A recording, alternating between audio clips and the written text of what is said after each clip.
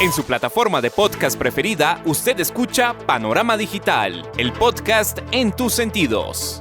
Análisis y opinión de los temas coyunturales de nuestra sociedad, en donde el periodismo está al servicio de la verdad. En su dispositivo de pantalla hay un escenario para la construcción de opinión pública con las voces de los protagonistas. A sus oídos llega Andrés Barrios Rubio, una voz con imagen y credibilidad. Panorama Digital, el podcast en tus sentidos.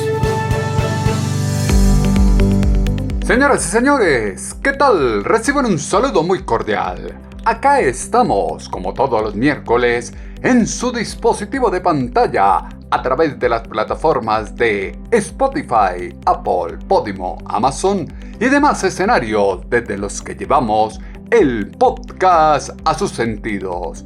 Punto de encuentro, análisis y opinión, en donde el periodismo está al servicio de la verdad con los temas coyunturales de Colombia y el mundo en su podcast Panorama Digital. Bienvenidos.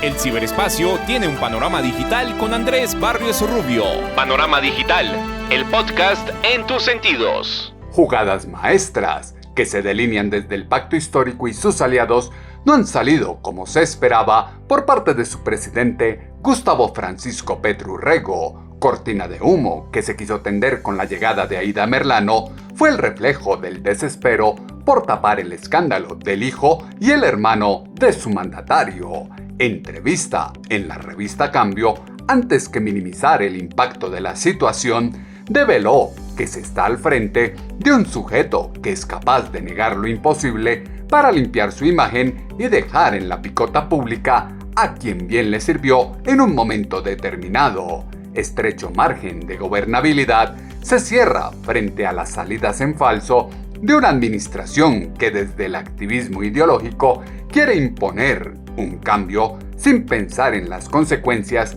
que ello trae para el colectivo ciudadano. En su dispositivo de pantalla no puede faltar Panorama Digital, el podcast en tus sentidos. Búscalo en todas las plataformas de podcast. Panorama Digital, el podcast en tus sentidos. Flexibilidad de la línea ética que exhiben su presidente, los militantes y seguidores del Pacto Histórico por Colombia, denota que en el país se desdibujó el concepto de la moral y las buenas costumbres. Cualidades básicas del ser humano son las que han brillado por su ausencia en la figura de su mandatario y la forma como ha afrontado los temas coyunturales en los últimos días.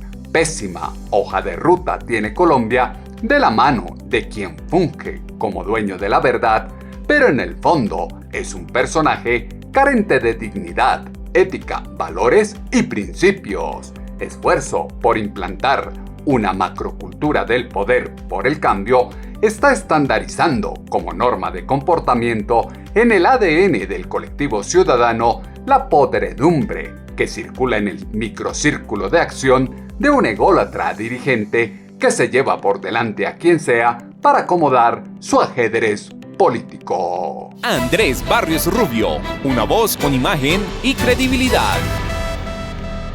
Vanidad caudillista de su presidente es atomizada por las evidencias que sacan a flote que se está dispuesto a llegar hasta donde sea para conseguir lo que se ha propuesto. Labor social para vivir sabrosito que tanto se planteaba desde el pacto histórico se desvanece ante el egocentrismo de un sensei que cree que su criterio es superior al de los demás. Materialización del objetivo ideológico de la izquierda con su llegada al poder, conciencia social frente a la ruina y desolación que se materializaron en la protesta ciudadana y se circunscribe en la desesperanza de las clases menos favorecidas, sucumbe ante una propuesta política que ha sido incapaz de explicar el dinero en bolsas, maletines o incautado en aeropuertos, los acuerdos de perdón social pactados en las cárceles, los vínculos con clanes en la costa norte colombiana,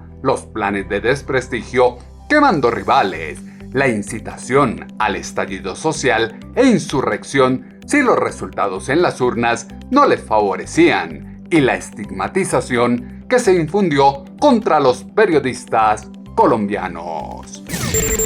Si lo dice Andrés Barrios Rubio, póngale la firma. Gustavo Francisco Petrurrego, como adalid de la moral que se atreve a hablar de ética, pierde fuerza y margen de gobernabilidad al evidenciar cómo se hace esguince a la ley conforme a la conveniencia del momento. Incapacidad de construir un futuro desde la verdad pone de manifiesto que Colombia está a puertas de tocar fondo. Tránsito que se tiene por el laberinto de los valores exalta en la izquierda un exceso de argucias morales para encontrar la culpabilidad en los otros, al mismo tiempo que hay un déficit de probidad ética que les facilita evadir la responsabilidad propia. ¿Qué quiso decir con la polémica frase "yo no lo crié"? Al referirse a Nicolás Petro y su escándalo de corrupción, esto fue lo que dijo en Radio Nacional su presidente Gustavo Francisco Petrurrego. A ver,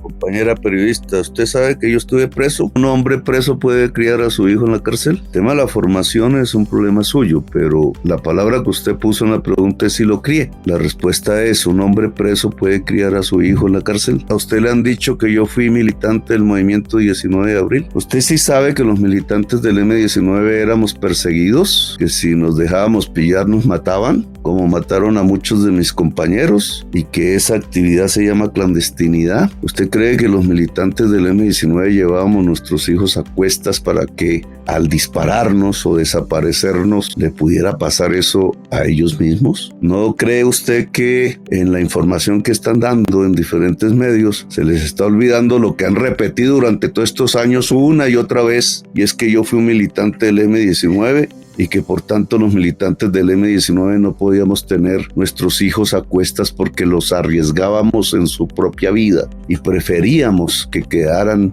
en otras manos para que no los mataran. Altanería e ironía del pasado criminal es la que se emplea para justificar una declaración desenfocada que le salió como no esperaba. Incompetencia para gestar una acción rápida y conveniente del ente gubernamental para superar la polarización extrema conlleva a que su concepción del ejercicio de la política circunde el quebrantamiento de la norma, estandarice y normalice los inadecuados comportamientos, hechos de los últimos días, indelicadezas de Nicolás Petro en la campaña o cortina de humo prefabricada con la traída de Aida Merlano a Colombia, demuestran que en el país está implantada una pobre e impudorosa forma de hacer política.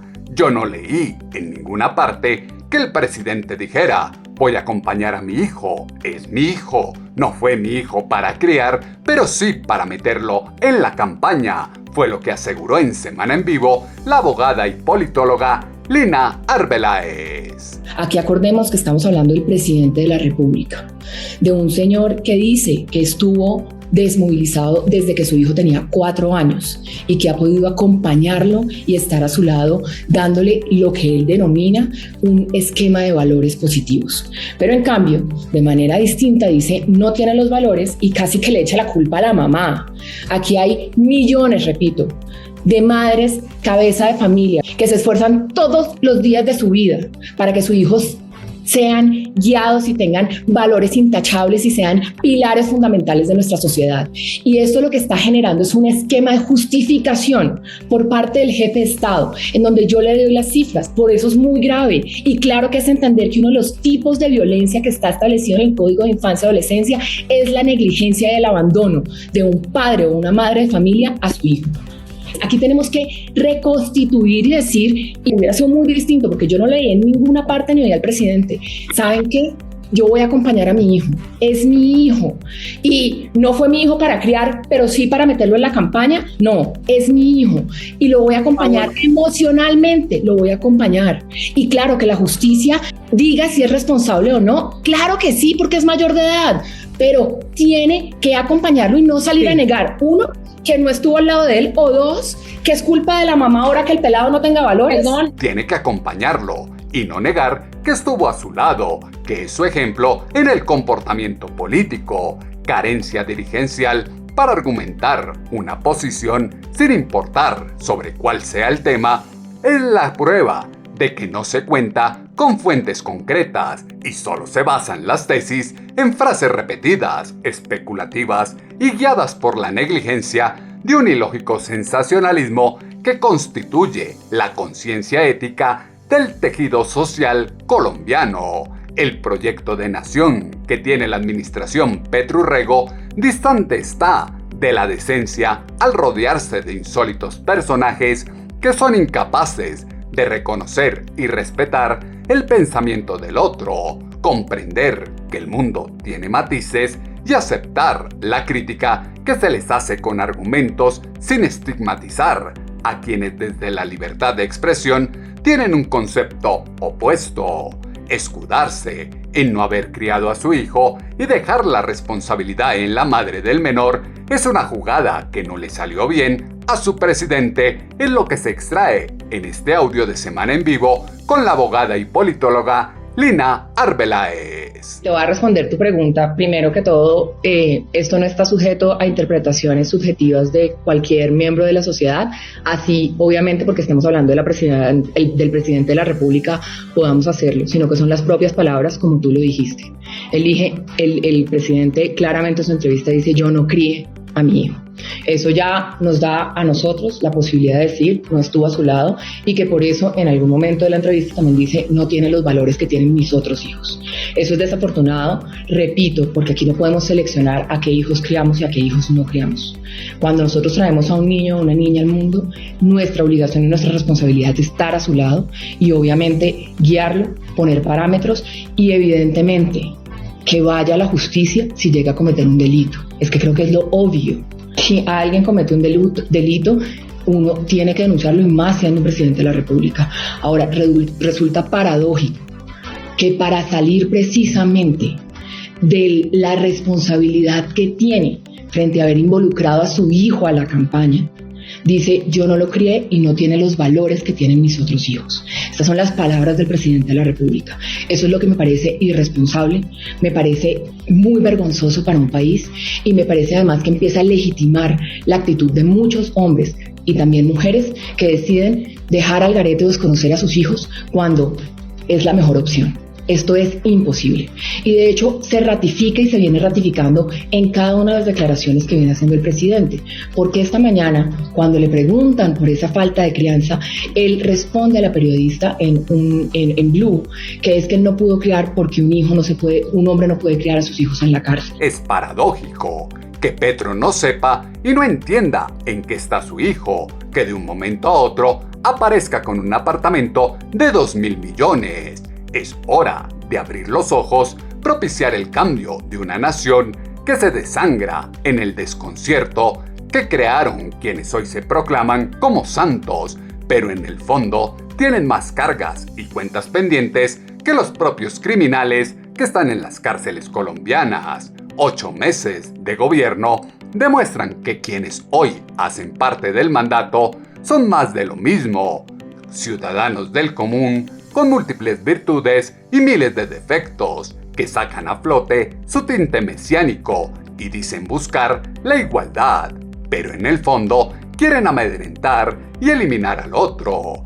Como colombianos, da vergüenza escuchar a la vicepresidente y ver cómo en su discurso solo se desprenden odios y complejos. Solo basta con oír este audio de Semana en Vivo con su vicepresidenta Francia Márquez. El fin de semana fui y subí en helicóptero, y hoy me vine y salí en helicóptero, y voy a seguir las veces que vaya, voy a ir en helicóptero.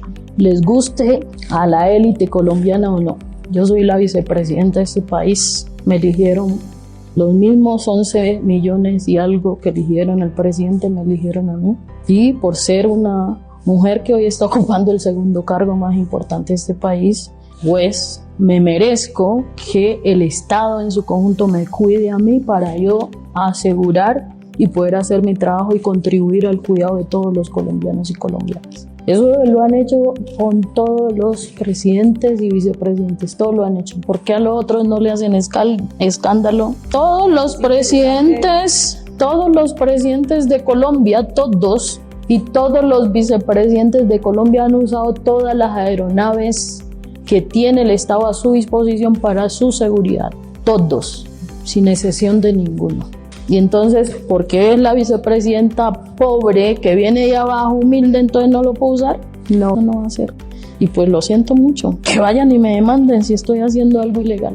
Pero después de haber vivido un atentado frustrado en la vía que conduce a mi casa, donde me ponen 8 kilos de explosivos, pues no me voy a dar el lujo a facilitarle las condiciones para que me maten más rápido.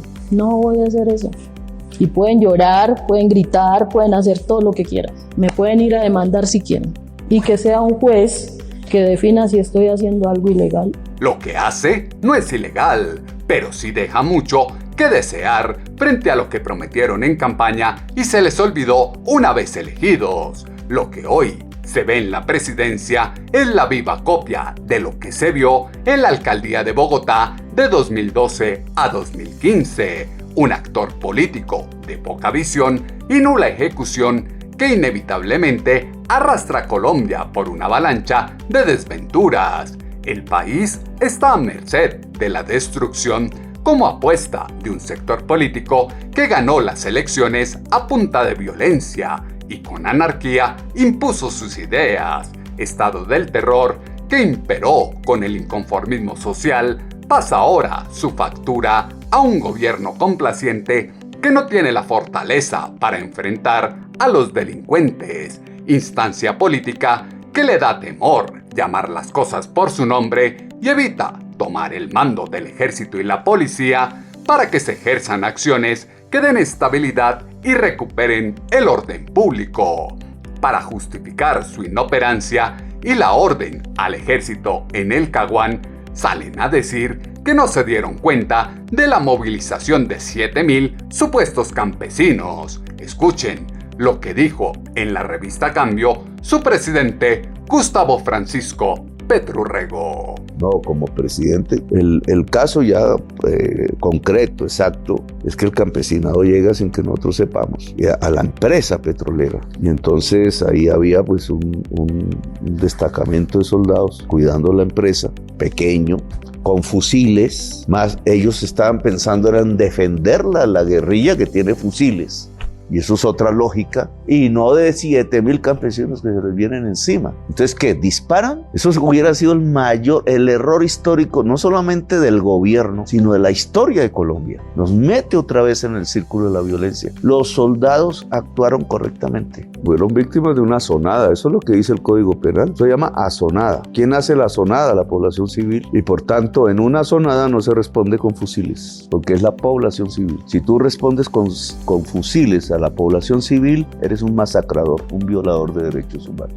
Es más, te juzgan en la Corte Penal Internacional. Lo que pasó en Los Pozos, en el Caquetá, fue un secuestro y un homicidio, no una asonada, como lo afirma su presidente. Lo que ahora se vive en el Bajo Cauca, sector geográfico intimidado y secuestrado por el terrorismo, con la excusa de un cerco humanitario, es la consecuencia de un sector político que llegó a ser gobierno alentando y celebrando ese tipo de protesta social. Complejo resulta para la nación la mitomanía de su presidente, tener ejerciendo el poder a un sujeto al que toca verificarle siempre lo que dice y escribe, ideólogo de izquierda que busca excarcelar criminales, desmantelar las Fuerzas Armadas, acabar el sistema actual de salud y socavar la estabilidad económica para desestabilizar el estamento democrático e impedir que Colombia tenga un norte. Clara y contundente como es ella, la senadora María Fernanda Cabal asegura que cuando gobierna la izquierda, gobierna la mafia. Cuando gobierna la izquierda, gobierna la mafia. Se convierten los estados en narcoestado, como es Venezuela, o como puede decirse que es México. Ver a Petro hoy de presidente realmente es decepcionante, pero vale la pena notar que es el éxito de la campaña y de la propaganda de la izquierda. Así como llegó Fidel Castro con falacias, así como llegó Hugo Chávez con falacias, y así como han ido conquistando otros en América Latina para desplegar toda la capacidad de tiranía que tienen frente a sus pueblos, todo ese odio disfrazado de amor y de humanitarismo, porque estamos frente a izquierdópatas, estamos frente a enfermos mentales, a personalidades disfuncionales. Enfermos mentales con personalidades disfuncionales son los que están al frente del gobierno en estos momentos. Testaruda imposición del cambio a cualquier costo que disminuye el margen de gobernabilidad a Gustavo Francisco Petro Urrego, agudiza una crisis que se complejiza ante unas instituciones debilitadas y unos bandidos envalentonados que están ejerciendo su ley haciendo cercos humanitarios. Triste es ver que el método con el que se sostiene el populismo socialista es el permitir que la delincuencia se generalice, intimidar a los buenos ciudadanos mientras se aseguran unas fuerzas primeras líneas a su servicio al mejor estilo de los colectivos chavistas.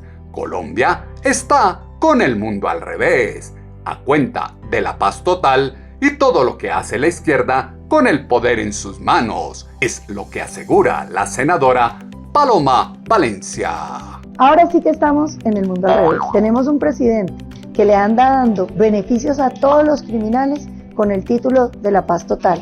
Y resulta que ahora se empiezan a conocer no solamente las visitas a la picota, sino las platicas que le habrían llegado a su hijo. A los de izquierda que dicen que es que no les gustan los delfines y que las hegemonías de sangre y no sé qué. Pues bueno, nombran al hijo de Gustavo Petro candidato a la Asamblea del Atlántico, para el cual no tenía ningún voto, pero por supuesto alcanzan a llegar con el nombre del papá Petro a que quede de segundo en la votación y se hace diputado.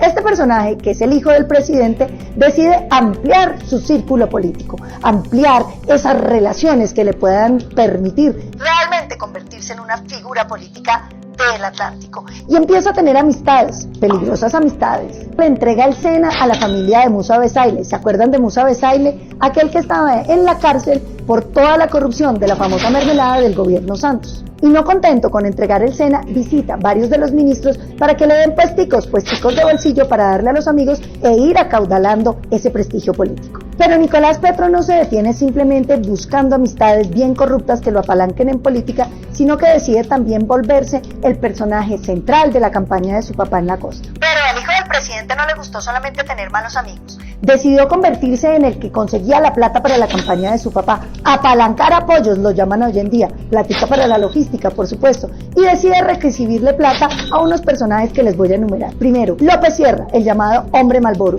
uno de los tipos más poderosos de las mafias, que estuvo incluso extraditado en el 2003 a los Estados Unidos porque le pudieron comprobar la medio bobadita de haber exportado 3 toneladas de coca a los Estados Unidos. Por supuesto, lo que le prueban, porque ¿cuánto más llevaría? Y nos dice la ex esposa de Petro que le entregó algo así como 600 millones, que a ella le conste. Otro de los que quisieron aportar a la campaña de Petro presidente fue Turco Isaac, comprometido en una investigación por el asesinato de 4 mujeres. Eso sí, el Partido de la Inclusión. Y además está investigado por todos los contratos multimillonarios del alumbrado público Buenos Amigos. Pero el Turco además es financiador de paramilitares, fue el que financió a Mancuso y a todo el bloque norte. Gente linda para la campaña, que nos dé platica para elegir a Petro presidente. Recibieron dinero de personas no santas y ahora se hacen los inocentes y quieren desviar la atención. Lo que se está viviendo hoy en Colombia es el resultado de dar espacio a quienes piensan que tienen algo que reclamar y deciden presionar al gobierno destruyendo el establecimiento. Débil respuesta de la coyuntura nacional es propio de una ausencia de moral de su mandatario, que antes que dar rumbo a su administración quiere eximirse de la responsabilidad que le asiste, negando a su hijo y aceptando el abandono. A la exmujer de Nicolás Petro la quieren desprestigiar y catalogar como una de las peores mujeres en Barranquilla, como se puede entrever en este audio de la senadora Paloma Valencia. Day la quieren catalogar dentro de las malas exnovias que hay en Barranquilla. Algunos se preguntan qué prefiere, Day o Aida Merlano.